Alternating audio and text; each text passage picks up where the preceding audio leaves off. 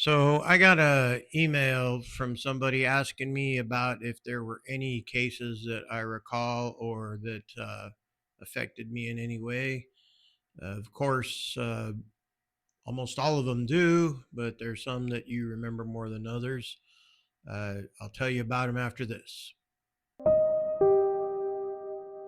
Are you ready for true tales from a real undertaker? Everything from strange situations to crazy paranormal experiences. For over 20 years, Mark Tofson was a funeral director and embalmer working everywhere from California to Japan. Get set to hear about his hauntingly crazy adventures.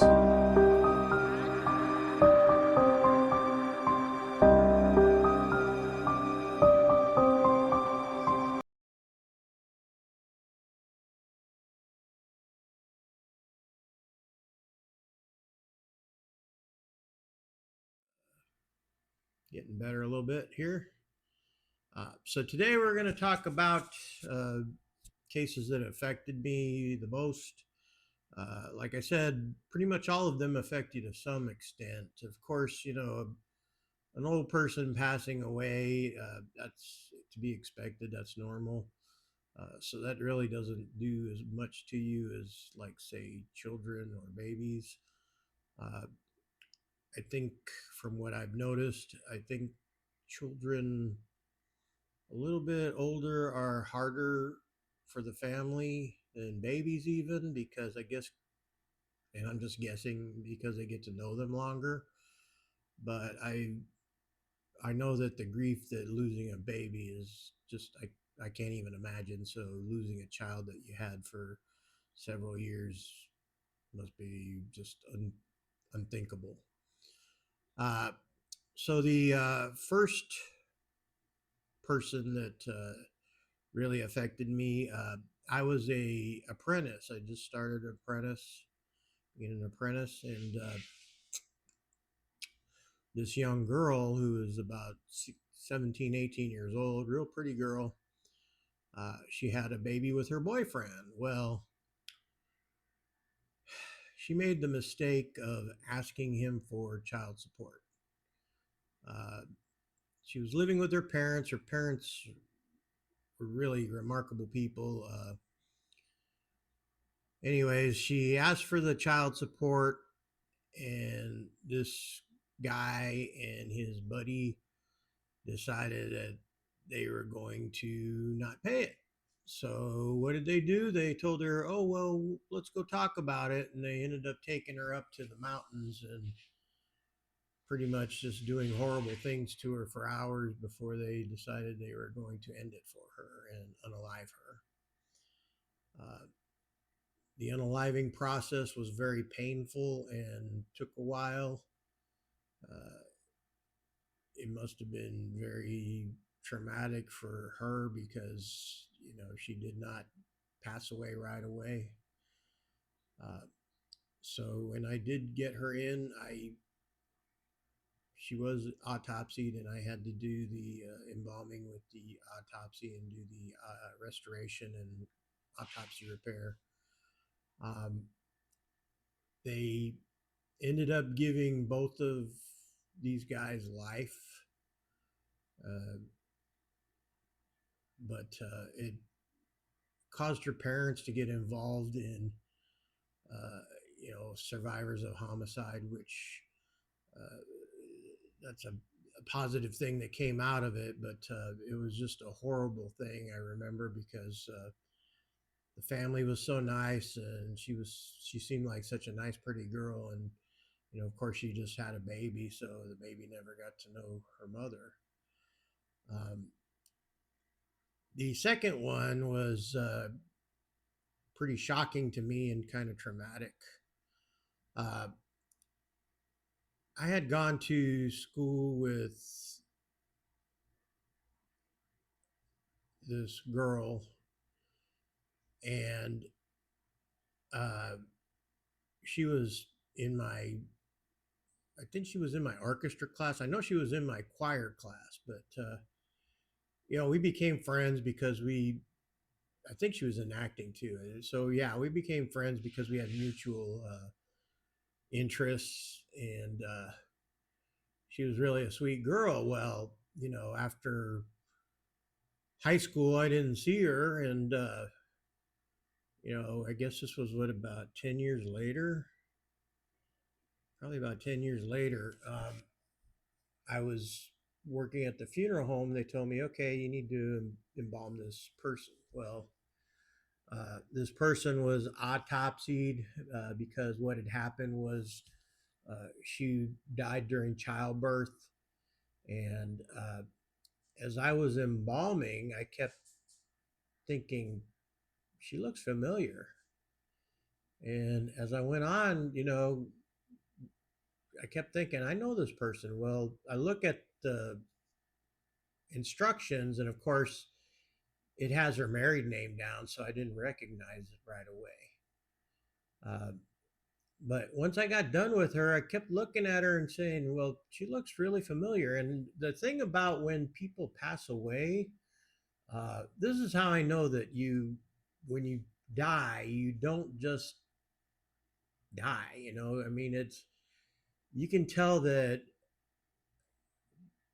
people call it the soul, but you can tell that the living part of that person has left that body and it's just not there anymore. Well, I'm looking at this person and thinking, well, they don't look the same because they passed away, but this person looks familiar. So I went into the office to get the folder to look up her maiden name. And once I did, I realized, this was the girl that I was friends with, 10 years before or more, and hadn't seen. And yeah, that really bummed me. Uh, Actually, I'll throw in another one there too. I went to the morgue once to go pick up somebody, and as I was waiting in the cooler, helping the guy look for the person, he came across a high school friend in there. Uh, that was pretty shocking. I was the first from our school to know, so and of course I couldn't tell anybody because of my vows, that I took when I got licensed. But yeah, that was pretty bad. The last one I'm going to talk about was really heartbreaking. Uh, the guy I worked with, he was a city councilman for this small town outside of Tucson called Marana. At the time, Marana was a very small little town with just basically a bar and a Circle K, convenience store. Uh, Now it's a huge city almost. I mean, it's very big. It's part of Tucson, but yeah, before it was not much of anything.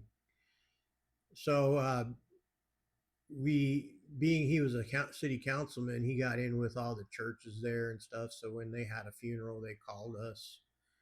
Uh, the He was a devout Catholic, and he knew the priest there, and the priest name was Father Nacho. Great guy. He was too funny. I mean, just he was a normal guy. He didn't act like he was above everybody else like some of the clergy do. Uh, Anyways, what had happened was this mother and her two kids were in a car accident and they passed away. Uh, Unfortunately, I knew them and the father, and only the father and one child survived. The mother and the other two kids passed away, and the one was a pretty newborn. It wasn't The baby wasn't more than maybe a year at the most. Um, it was really heartbreaking. Everybody in town was just broken up, and the guy, the father, he was just beside himself. Uh, so of course, we did everything we could. We even went out there to make the arrangements at his house, which we normally didn't do, but it was kind of far away from our office, so we did it. Um, he really felt bad about separating his wife and the kids. Uh, so luckily, we were able to purchase a little bit larger casket, and we actually put mom with the two kids in there for the viewing and the funeral. Uh, it was really tough just watching him break down the whole time. It was very sad. Uh, Now we got special permission to do this, but it's not allowed everywhere. Um, and yeah, we did have to order a special casket for it, but you know, it went well. Of course, you know, for years afterwards, the poor man would, you know, cry and hug us and stuff. But yeah, everything affects you in this business, and that's what I'd like people who are getting into it to know. Uh, you can get PTSD. You never know what's going to bring it on. With me, it was, you know, this giant train wreck in Japan that I had to take care of my first day of work. Uh, the reason that I have that, I don't think it's so much the fact of the people dying in the train wreck. It was more of the fact that it was my first day and I had to deal with figuring out how to take care of all these people when I didn't even know anybody there. And so, yeah, that's the one that bugs me all the time. But yeah, if you're getting into this business, you're just going to have to get used to the fact that it's going to be very difficult, and you're going to see and hear things that you're not going to enjoy, and you're just going to have to keep going forward, you know. Um, so thanks for tuning in. I'm going to try better to get you some more content here. Like I said, I haven't been doing too well lately, and also I'm dealing with family member on hospice. So, you know, I'm trying to get over to Arizona to see him as often as I can.